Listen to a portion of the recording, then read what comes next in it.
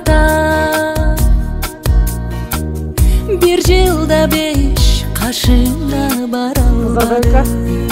Бүгүнкү туулган күнүңүз менен өмүрүңүз uzun Жашоо болсун. турмуш билимдин аркасына. Сизде алыскы Москва шаарында Жарымайга жаның кала албады. Азда болсо ушу белегин кабыл алып коюңуз. Убакыт шар белгизбей картайтууда. Сагындырып далайды саргайтууда. Дүйнө жүзүн айлантып келсем деге,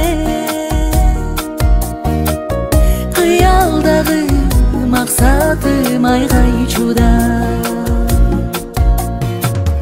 Бакытына балдарды ташыбаган, ата болбой кубанып жашыбаган. Башкалардын билбеймин ата кесин, а меники чынында асыл адам. Ой, машы бүгүн биз туулган күнүбүздү, менин туулган күнүмдү эстеп, ушу силерди сюрприз кылып өткөн Жанабыл кызыбызга ден соолук, бала чакалар кызынын сыйын көрүп, уулунун урматын көрүп, биз окшогон жакшы каалыктарды насип эткен болсун.